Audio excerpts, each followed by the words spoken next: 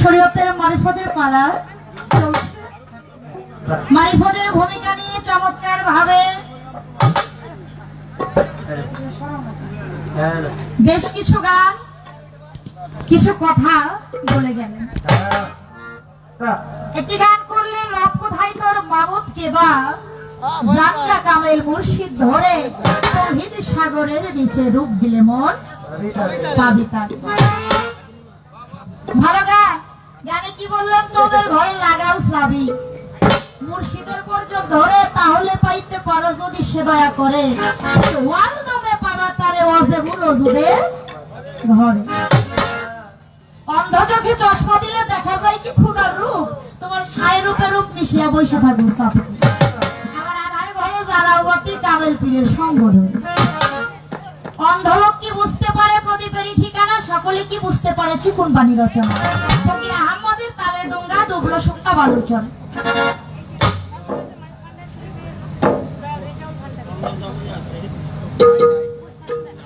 আমাদের মঞ্চ প্রবিষ্ট হলেন সেই গাছুল আজম মাঝভান্ডার শরীফে দয়াল রেজাউল ভান্ডারী। তার চরণে আমি সালাম ভক্তি রাখছি, তার সাথে সফর সঙ্গীরা সকলের প্রতি সালাম ভালোবাসা রইল।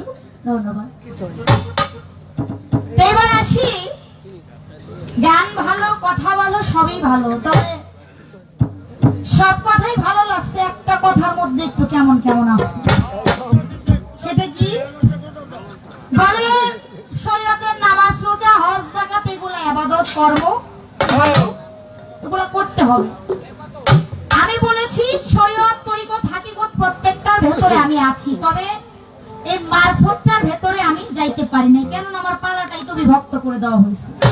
আমি বলবো শরীয়তে থেকে কথা, আর আপনি মারিফত এবং মারিফতের যে অহেদুনিয়া তার ভেতর থেকে আলাপ করবেন।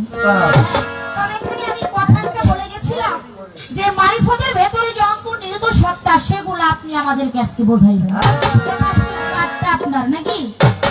তবে মারিফতকে কিন্তু কখনোই আমরা খারাপ বলি নাই, যে মারিফত ভালো, শরীয়ত ভালো। আমি শরীয়তের ভেতরে থাকলে শরীয়তের কর্ম, আইন, কানুন, ইবাদত এইসব নিয়ে আলোচনা করব, আর আপনি আপনার মারিফতের ভেতর থেকে, মারিফতের অহেদুনিয়াতের ভেতর থেকে এর যে সাধন ভজন, আত্মতত্ত্ব, বেদ বিধান্ত, সেগুলো আলাপ আলোচনা করবেন। পর্যায়ক্রমে একটি কথা বললেন যে এই শরীয়ত হইল প্রাইমারি ছাত্র, শরীয়ত হইল প্রাইমারি ছাত্র, আর মারিফত কি ইউনিভার্সিটি অর্থাৎ বিশ্ববিদ্যালয়।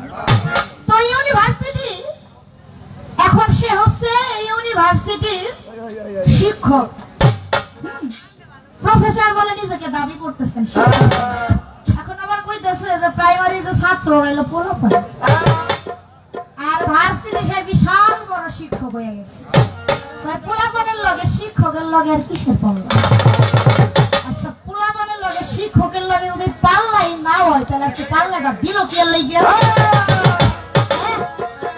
তাহলে আপনি এত ভালো বুঝলেন, আর যারা এই যে জ্ঞানী গুণীজন তারা বিচার বিশ্লেষণ করে আজকের পালাটা বিভক্ত করছে যে আজকের পালা হবে শরীয়ত এবং মারিফত।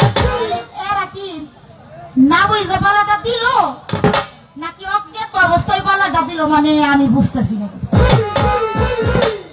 আপনার কথা অনুযায়ী বোঝা গেছে যে শরীয়তের পোলাপানের লগে আর মারিফতের ভার্সিটির শিক্ষকের লগে কোনো পাল্লাই চলে না। তাই পাল্লাটা দিল কিসের জন্য? তাহলে অবশ্যই এখানে কিছু আছে, এজন্যই দিচ্ছে। কারণ এই পালাটা তৈরি হয়েছে সাধকরা করেছে। এই যে সাধক গাইবে হালিম চিশতি, আগের দিনে যারা বড় বড় মহৎ শিল্পী, জ্ঞানীজন, গুণীজন এই পালাগুলো যারা সৃষ্টি করেছে, তাহলে এরা কি বুঝা সৃষ্টি করছে না না বুঝা সৃষ্টি করছে? তাদের তো চরণের এক কোণা বালু কোণা পরিমাণ যোগ্যতা আমার হয় না। তাহলে আমি কি তাদের সাথে বেশি বুঝলাম? বিষয়টা কিন্তু এমন না। এখানে প্রাইমারির যে আপনি ছাত্র বলে বিষয়টাকে অবগত করবেন, বিষয়টা এমন না। আপনি তো শিক্ষক বলেও দাবি করতে পারেন, কি? কারণ আপনি একটা প্রাইমারি শিক্ষক দেখবেন যে পড়াশোনা করে, পড়াশোনা করতে করতে একটা ছাত্র সে যদি বিশাল বড় ইঞ্জিনিয়ার হয়ে যায়, ওই প্রাইমারি স্কুলে যে শিক্ষকের কাছে পড়াশোনা করছে তারে দেখলে কিন্তু মাথাটা নোয়া একটা সম্মান করে কিনা? আপনি যত বড়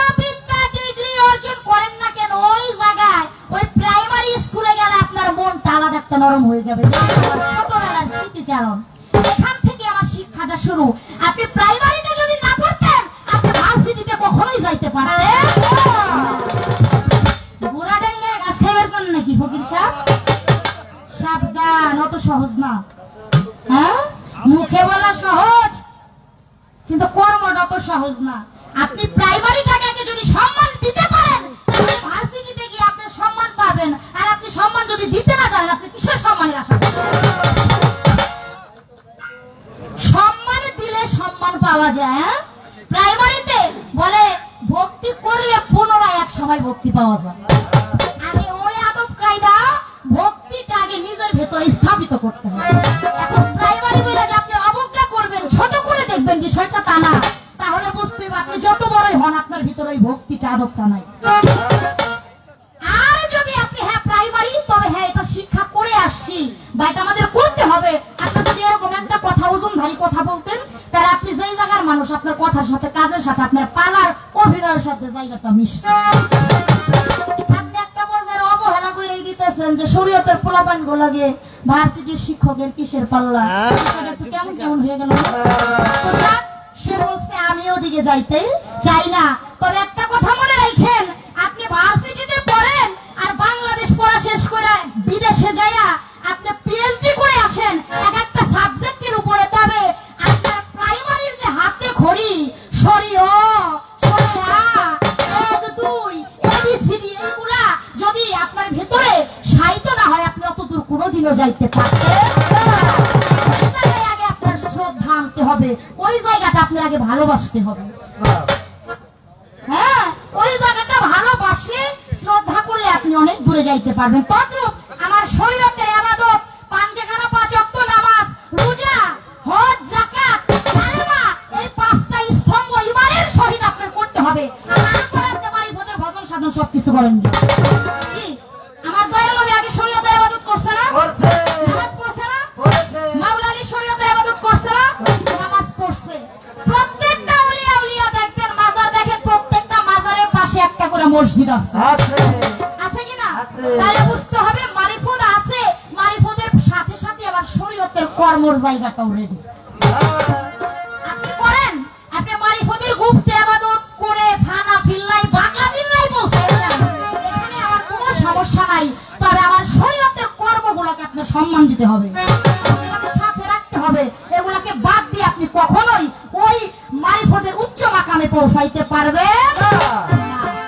আর এইটাকে সাথে রাখে আপনি মারিফতের উচ্চ সর্বোচ্চ মাকামে পৌঁছায়া আপনি ফানা ফিল্লা থেকে বাকা ফিল্লাই পৌঁছে যান, এটা ভালো।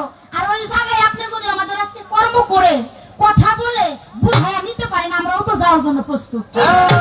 হ্যাঁ বলছি নাকি? আপনি ওই জায়গা থেকে আমাদের আলোচনা করান, বুঝান, আমরা ওই জায়গায় যাব। তবে খালি খালি যাব না, শরীয়তের সাথে নিয়ে যাব। বিষয়টা হইল এই জায়গায়। তো ভালো লাগছে, প্রশ্নের জবাব করেছে। আবার আমার কাছে একটি পয়েন্ট, একটি প্রশ্ন আমার গানের থেকে রাখছে। আমি আলোচনা করবো, আগে একটি গান করে নিই না, শরীয়তের পালার গান। গানটি আমার ফরিদ ভাই গাইতে বসছে, তো আমি গানটি রাখছি।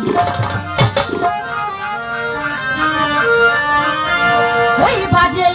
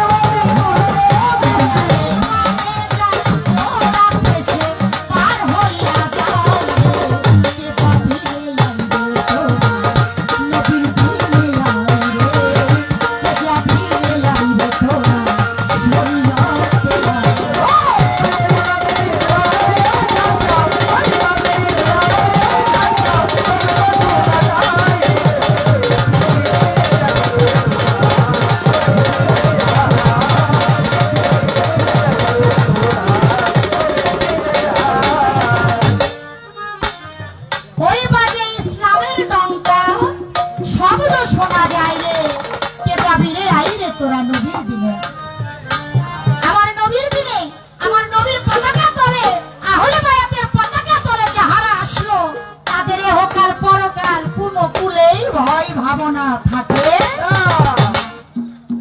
নবীর প্রেম ভিতরে যার আখিরাতেই তো সেই সর্দার নবীর প্রেম কিঞ্চিত পরিমাণ সরিষা পরিমাণ কারো হৃদয়ে যদি থাকে আমার আল্লাহ তাকে কখনোই দোষিত দিবে না তাই আমার নবীকে যারা ভালোবাসলো নবীর কথা যারা মেনে চললো আমার দয়াল রাসূলের আদর্শে যারা আদর্শিত হইল তারাই তো মাওলাকে পাবে আমার কাছে চমৎকার করে দুটি কথা রেখে গেছে একটি কথা বললেন বর্তমান ইউটিউব সোশ্যাল মিডিয়ার জামানা আমরা মোবাইলে ইউটিউবে বহুত কিছুই দেখতে পাই কোন মাওলানা নাকি বলছে যে শুধু লা ইলাহা ইল্লাল্লাহ কইলেই হয়ে যাবে অর্থাৎ মুহাম্মদুর রাসূলুল্লাহ ওইটুকু আর বলার দরকার নেই আমার দরদি বলে গেছেন যে আমার আল্লাহ পাক কলমকে ইশারা করে বললেন হে কলম তুমি লেখো কলম কি লেখে লা ইলাহা ইল্লাল্লাহ লা ইলাহা ইল্লাল্লাহ লা ইলাহা ইল্লাল্লাহ এরকম করে 350 বছর সে লিখতে আছে আমার আল্লাহ পাক 350 বছর পরে কলমকে একটু ধমকের সুরে বলে হে কলম তুমি লেখো এই লা ইলাহা ইল্লাল্লাহ অর্থাৎ আমার নামের পাশে আরেকটি নাম সেই মুহাম্মদুর রাসূলুল্লাহ কলম ধমক খায়া থরথরায়া কাঁপতে কাঁপতে লিখলেন মুহাম্মদুর রাসূলুল্লাহ লেখার সাথে সাথে কলমের মাথা ফেটে গেল আর এটা ফাটছে বিদায় সৃষ্টি হয়েছে ওই মাথা যদি না ফাটতো সৃষ্টি বাগান আজও অধি বাড়ত না এটা আল্লাহরই কারিগরি সারা ছিলেন তাই এই যে মুহাম্মদুর রাসূলুল্লাহ যাকে আল্লাহ এত ভালোবাসে যার প্রেমে তারে দিন দুনিয়া এই ত্রিভুবন সৃজন করলেন এখন সেই নবীর উম্মত করে আমি ঘরে দাবি করি আবার মুখ দিয়ে বইলা যায় লা ইলাহা ইল্লাল্লাহ মুহাম্মদুর রাসূলুল্লাহ বললে হবে না আমি মনে করি যে কখনোই আমার দয়াল নবীর উম্মত হইতে পারে না লা ইলাহা ইল্লাল্লাহ করতে করতে কপাল ফাটা বইয়া যাবে চলো আমার আল্লাহর দরবারে কবুল হবে না যতক্ষণ পর্যন্ত প্রেম করে মুহাম্মদের সুরে সে মুহাম্মদ রাসূলুল্লাহ সাল্লাল্লাহু আলাইহি সাল্লাম না বলবে আমার আল্লাহ বলেছে আমার বন্ধুরে যে ভালোবাসে আমি তার প্রতি খুশি হই তারে ভালোবাসি আমার আল্লাহর নাম নেওয়ার পাশাপাশি আমার দয়াল নবীর নাম যারা বেশি বেশি নিবে আমার আল্লাহ তাদেরকে বেশি বেশি ভালোবাসে তদ্রুপ ওই যে যারা নাকি আছে তো দলের তো অভাব নাই ৭৩ টাকা তার হইব বাজান 1 টাকা তার মাত্র হইব জান্নাতি তাহলে সবাই যদি ভালো হয়ে যায় তাহলে ৭২ দলে পড়বো কারা হ্যাঁ এত সহজ নাকি সবাই যদি মুখটা কুয়াই নেয় বা যাই নেয় মুহাম্মদুর রাসূলুল্লাহ তাহলে এই ৭২ কাতারে কারা যাইব আল্লাহ তো তৈরি করে রাখছে অগ্রিম বলেই দিছে যে 1 কাতার কেবল যাবে তাই তো এই আহলে বায়াতপন্থী নবীর মুহাম্মদ এই দলের সংখ্যাটা খুব কম ছিল তবে তাদের ঈমানের শক্তিটা বিশাল এদের দল ছোট কিন্তু ঈমানের শক্তি ঈমানের জোরটা বিশাল বড় আর ওদের দলের কোনো অভাব নাই ও বিশাল দল ওদের লাঠি আছে ওদের শক্তি আছে ওদের সাথে পারা আমাদের সম্ভব না তা ওরা ওগুলো কই এই ভাগ্য ওই সবের মধ্যে আমাকে যাওয়ার দরকার নেই নাকি যে যাহা করবে তার কর্ম করেই কিন্তু সে ফলটা পাবে আমার কাছে প্রশ্ন করছে যারা বলে না নবীর দরদ তারা কারা এখানে ওহাবি খারিজি এজিদি অনেক দল আছে হ্যাঁ এই যে ওহাবি খারিজি এজিদি এই যে ওহাব মসজি থেকে যেই দলটা বের হইছে মাথা লাড়া করে গাঁটটি মুখা নিয়ে ঘুরতে থাকে হ্যাঁ যাই হোক আমি এত কিছু বলতে চাই না ইঙ্গিতে বুঝাই ওরা কি বলে পূর্বে থেকে আমার দয়াল নবীর সাথে শত্রুতা করে আসছে এবং সেই ওহাব মসজিদ ও প্রতিজ্ঞা করেছিল যে দয়াল নবীর নাম সবাইকে আমি ঠোঁটের উপরে নিতে দিব এই ঢোলের নিচে আমি কাউকে যাইতে দিব না এই নবীর নাম যেন ওরা মহব্বতের সুরে নিতে না পারে ওর ভাবে বানোয়াটি করে ওর মতো ওরা ধর্ম প্রচার করছে সারা জীবন ওদের যে কথা ওদের যে নিয়ম প্রত্যেকটা বিষয় আমার দয়াল নবীর খালি ছোট করছে খাটো করছে এই ওরা বলে যে দয়াল নবীর বড় ভাই চাইতে সম্মান দেওয়ার দরকার নাই নাউজুবিল্লাহ বলেন সবাই ওই দলের লোক বলে থাকে যে নবীর নামে দরদ মানুষে ওরা মাটির মানুষ। সবাই জোরে জোরে বলেন নাউজুবিল্লাহ। ফিনারে জাহান্নামে খালেদিনা ফিহা। হ্যাঁ, নির্ভেজাল খাঁটি সরিষার তেলের মতো জাহান্নামে। কারণ আপনার একটা প্রশ্নে দুইটা প্রশ্ন করছেন, তবে দুইটা প্রশ্নের জবাব একই ধারায় চলে আসছে। আপনি বলছেন ওরা কারণ, এই যে বলে দিলাম, আমি এত বিস্তারিত বলতে চাই না। দেশকাল পাত্র জামানা খারাপ। হ্যাঁ, এই ওহাবি খারেজি এজিদি সারাটা জীবন আমার নবীর বিরোধিতা করছে, আমার মাওলানার বিরোধিতা করছে। আরে এত কিছু যদি হইতো তাহলে আমার নবীর কলিজার টুকরা মাওলা আলী বা ফাতেমা নয়নের মনি মাওলা, সেই সৃষ্টির জাত সত্তা পাক পানের একটা অংশ, সেই কারবালার ময়দানে তার এই ধর্মের জন্য শহীদ হওয়ার দরকার। আরে দেখেন, এই যে হুকুম দেয় জোহরের নামাজ পড়ে যাও, হোসেনের মাথাটা আইনে আসরের নামাজ পড়তে কিন্তু তোমরা ভুলো না। খবরদার, আসরের নামাজ কাজে করা যাবে না। বুঝলেন? এই নামাজ ওরাও নামাজ পড়ে, আমরাও নামাজ পড়ি। আর এই নামাজ যারা পড়ে, আপনি বলছেন না একদল নামাজি ওরা জাহান্নামী হবে, এইরকম যারা মানুষ জবাই করবো কিন্তু নামাজ যেন কাইজা যায় না, এই ওরা যত নামাজ পড়ুক, যত আবাদত করুক, কোন আবাদত কাজে আসবে না। ওই দলগুলাই জাহান্নামে আল্লাহ ধরবে। তাদের সারা শরীর ভরে নামাজের চিহ্ন থাকবে, দাগ থাকবে, সুন্নতি পোশাক থাকবে, লেবাস থাকবে, কিন্তু ভিতরটা থাকবে কুলসিত ভরা আমার নবীর সম্পূর্ণ বিরোধিতা। তো এরা যারা আছে, এদের কাতারটা ভিন্ন। আর এরা কখনো আমার দয়াল নবীর সাফায়াত পাবে না, আর এরা কখনো জান্নাত পাবে না। এরাই দোজখী হবে। এটা আল্লাহ আগেই জেনেই ইশারা করে গেছে কোরআনে যে এরা নামাজি হলেও দোজখী হয়ে যাবে। তো আমি বলে দিচ্ছি, এর বাইরে আর বেশি কিছু বলতে চাই না, কেননা স্থানকার পাত্র ভেদ, সময় দেশকাল পাত্র আলোচনা করতে হবে। এর ভেতরে আমি বহুত আলোচনা করতে পারতাম, তবে এই ব্যাপারে আলোচনা করব না। তো এবার যে কথাগুলো বলে গেছে,